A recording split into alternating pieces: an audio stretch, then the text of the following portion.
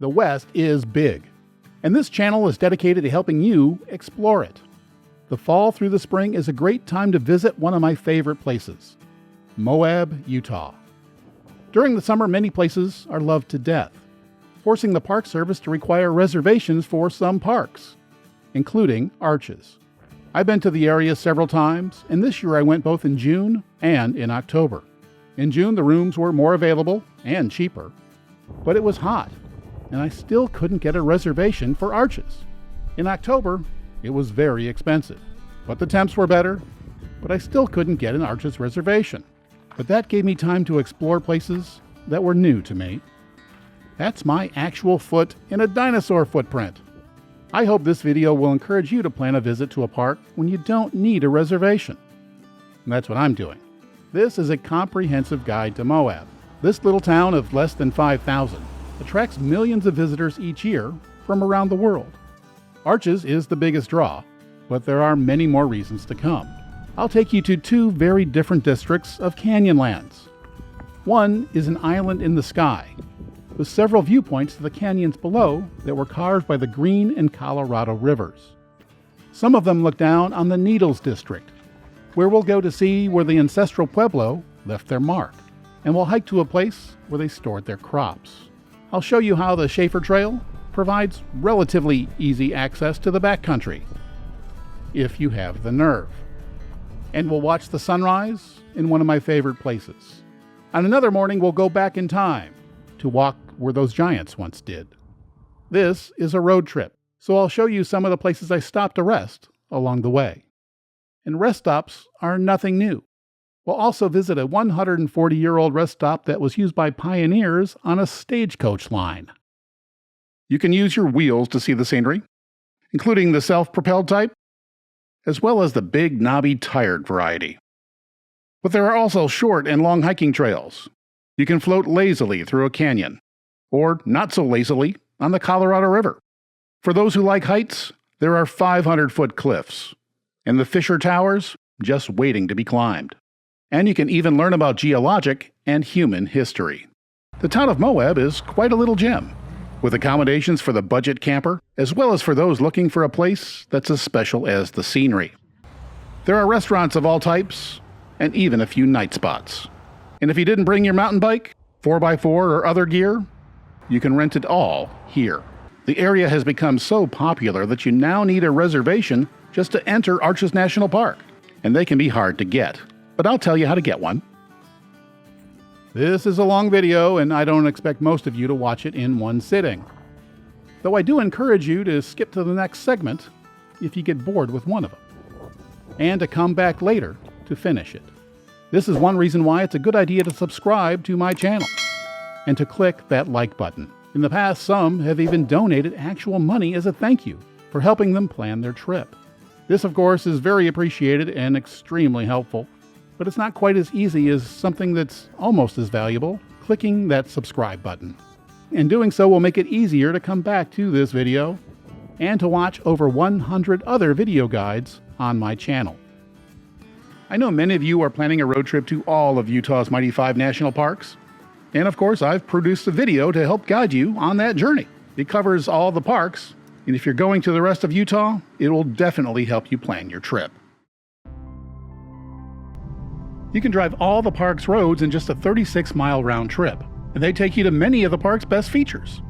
And most are just a few hundred feet on flat paths from the parking lot. The park is small enough to drive through in a few hours, but it's intriguing enough that some spend a week or two exploring it on foot, on bicycles, and on off-road vehicles, in search of adventure in the land of more than 2,000 arches. Because of our limited time, we'll explain how to make the most out of about a day and a half in the park. The entrance is just 4 miles from the center of town. After paying the National Park entry fee, it's a good idea to stop at the visitor center to learn about the area you're about to explore. The bulk of the park is on a plateau, several hundred feet above the visitor center. The road switches back twice as it climbs the Moab Fault. A sign near the top states that 6 million years ago, the rock layers on this side of the valley dropped 2,600 feet lower than those on the other side of the valley. Once on the plateau, the park road winds its way north past 400 to 500 foot sandstone monoliths that were pushed up through the surrounding landscape. The first large pullout is for a place called Park Avenue. The high stone walls reminded early explorers of the famous New York landmark. It's hard to understand just how big everything is until you see someone wandering in the rocks. There is a short trail, but summer temperatures are often in the 90s or higher, so you need to bring plenty of water. From the viewpoint, you get your first look at the different rock in the park. The arches tend to form in the Entrada sandstone. Here it's way up near the top. Throughout the park, you'll see signs stating, "Don't bust the crust." It's alive. This refers to microorganisms that live in the soil. It takes 100 years for tiny black bacteria to create enough soil for even the most basic plants. And one step from your boot could kill it. So don't bust the crust. A little further down the road, we come to the La Salle Mountain viewpoint. Beyond the outcrop are petrified yellowish sand dunes. In the background, to the east, the La Salles rise 13,000 feet, so snow covers them most of the time. To the north, there's a great view of several more features. These are the Three Gossips. This is the Organ and the Tower of Babel. While we drive to our next stop, I'll try to explain how the landscape got this way. It all started about 300 million years ago, when this tectonic plate was closer to the equator. This land was covered by seawater. So much seawater that 7,900 feet of mostly salt but also potash and gypsum accumulated before the sea dried up. For much of the next 100 to 150 million years, hundreds of feet of sand and other soft materials built up on top of the salt, during a time when this region was dry and much like today's Sahara Desert. By this time, the ancestral Rocky Mountains were eroding away, providing plenty of overburden material which helped turn the ancient desert sand to stone. The weight of the sand and the mountain debris put pressure on the underlying salt layer. Under pressure, salt becomes a semi-fluid. It moves and oozes, kind of like pushing on the center of a tube of toothpaste. Because the weight of the sand and other overburden varied from place to place, in some places the ground sank, and in others it pushed up massive slabs of sandstone, like the one seen here. Starting 100 million years ago, the erosion process began to take over, and the tectonic plate began moving north. All this movement caused many vertical cracks that created giant blocks of sandstone, as well as thinner stone slabs. This can be seen quite easily from the air in the Devil's Garden. Over time, the cracks became wider, and with the help of the erosional forces of water, ice, and wind, the tall slabs began to look like the fins we see in the park today. In many places, erosional forces and waterborne chemical reactions further weakened the stone, causing holes to form in the fins. When a hole has a span of at least 3 feet, it's classified as an arch. This process has occurred at least 2,000 times in the park, and it continues to happen. And from time to time, arches do collapse. That's the end of the lecture, and just in time. We're coming to the parking area for Balanced Rock. It's one of the more popular stops. The parking lot is very full most of the day, but I shot this in June, late in the day, when there was plenty of parking, which goes to show you that you don't need a vehicle reservation to really enjoy this park. This area was the original entrance to the park in 1929, back when it was a freshly minted national monument. The old dirt road is still there, but it's unmaintained and only suitable for off-road vehicles now. The current road we just drove in on didn't open until 1958. If you're a sharp-eyed viewer, you may have noticed that there was an extra feature back in the day. The park's website has repeat photography, which shows that there was once a baby Balanced Rock, but it fell over in the 70s. One day, the big one will fall over too. As you can imagine, this is a popular spot for photos, and a paved trail takes you right up to Balanced Rock. And if you're curious, it's 128 feet tall. Now we're going to take a side road to the windows section, where we'll explore two of the best-known features in the park, the windows and the massive double arch. On the way, the view out the windscreen is quite good. This is a little bit bigger parking area, but it's still hard to get a parking spot here during the day, though the timed entry system has reduced wait times. On this trip I got here about an hour before sunset. I like to come here late in the day because it's a great time to shoot the north window, but it's not a very good time to shoot Double Arch, which is across the street, because at this time of day it's in shadow. This area looks dramatically different depending on the time of day that you're here, which means that you should come here at different times of day. Here it is in the morning, and the light isn't great then either. It turns out that this is one of the few places that look better when the sun is high, meaning in the middle of the day. And you may recognize it from one of the early scenes in one of the Indiana Jones movies. This is Turret Arch at sunset. This is it just after sunrise. And in case you're wondering, here's what it looks like on a cloudy day. My favorite time to come here is right around sunrise. It's a great time to take a little hike through the window. In the morning, that magnificent rock wall looks less than great, but when you scramble through that giant hole or window, it looks like this. That's Turret Arch, perfectly lit through the window, just after sunrise. On this particular trip, I was the first one to get to this spot. It wasn't easy or even very safe. In fact, this guy decided it wasn't worth the risk to join me.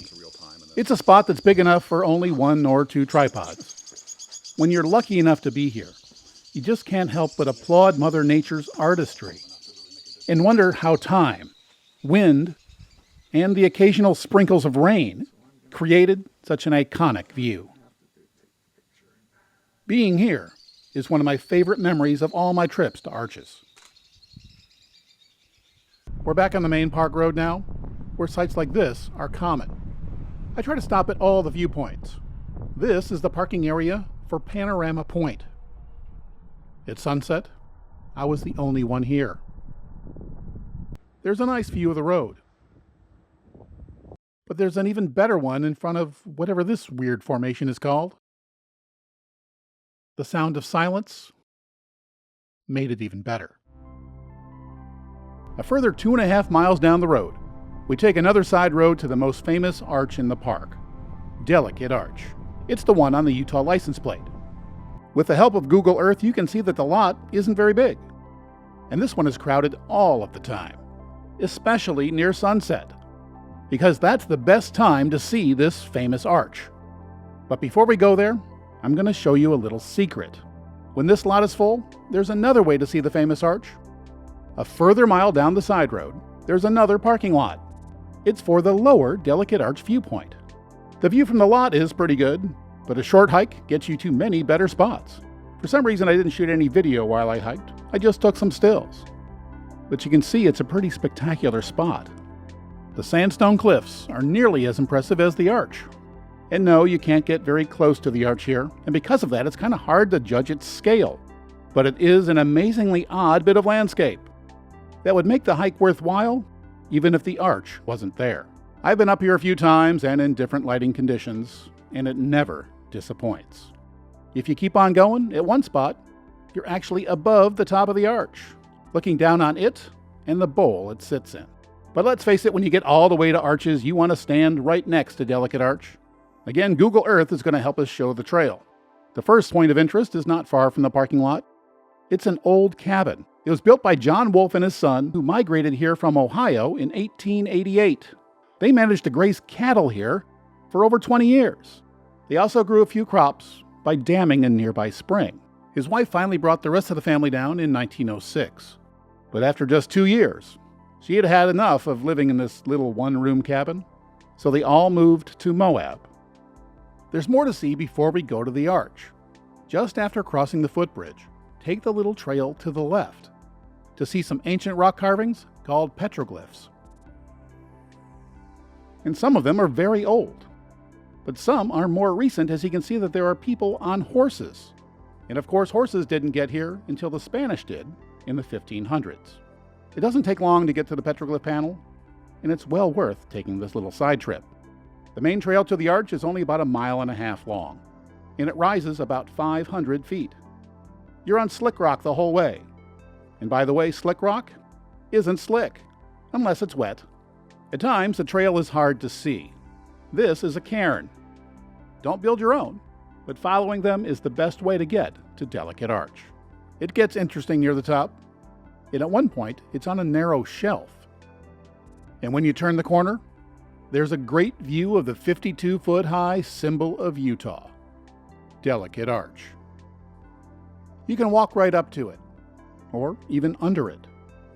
It's the most recognizable site in Utah, and it sits in a sandstone plateau that swirling wind and rain has carved into a bowl, with natural amphitheater seating that provide a great place to just sit and look.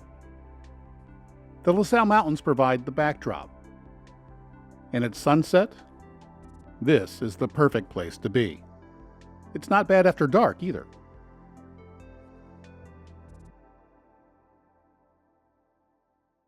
Now we're going to return to the main road and head to a place with a very evocative name, the Fiery Furnace.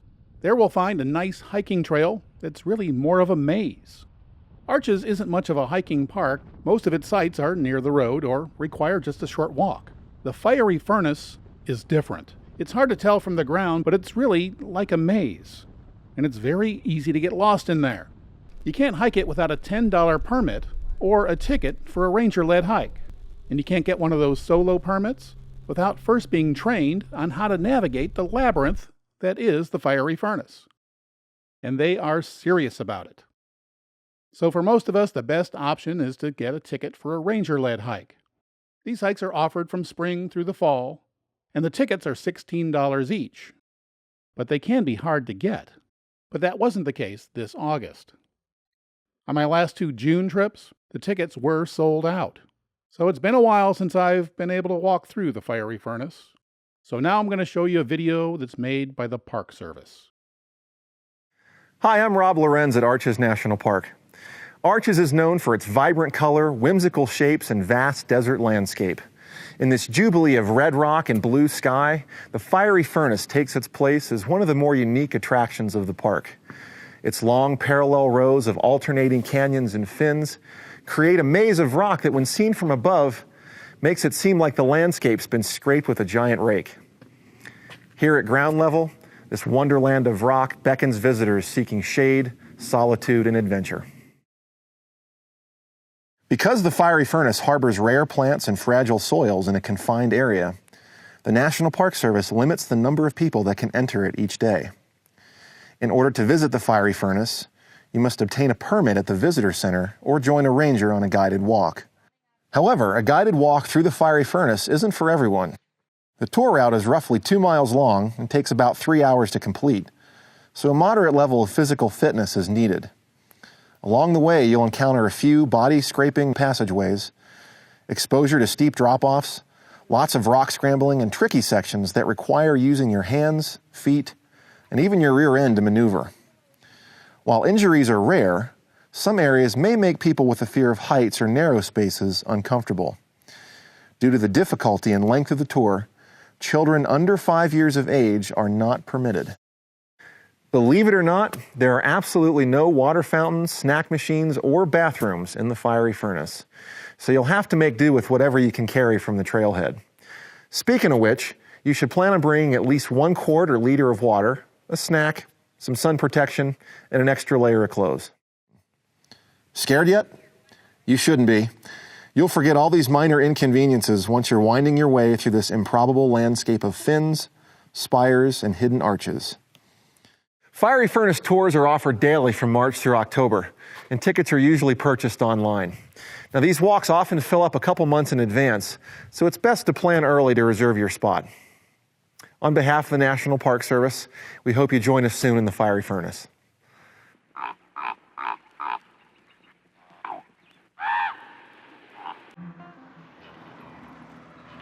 We're now on our way to the Devil's Garden.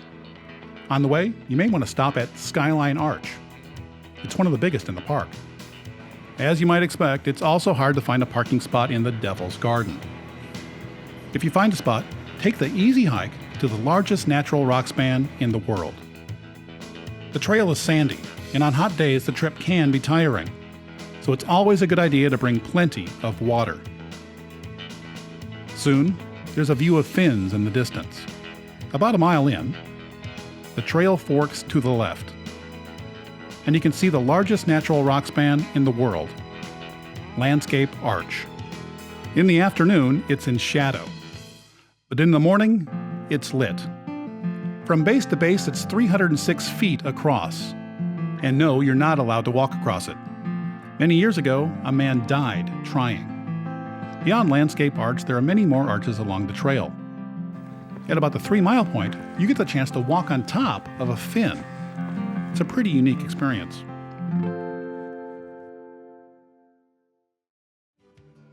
If you plan your trip very well, you can do all of the things described in this segment in a day to a day and a half.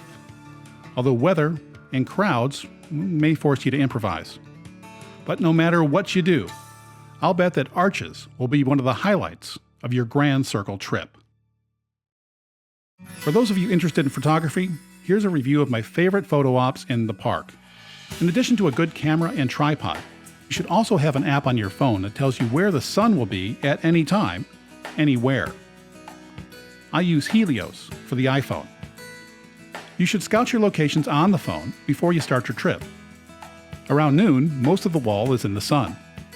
And in late afternoon, the good light will be hitting the largest wall. And that's when this shot was taken. At Balanced Rock, there are times in the morning when it can be backlit, so it's safer to shoot in the afternoon.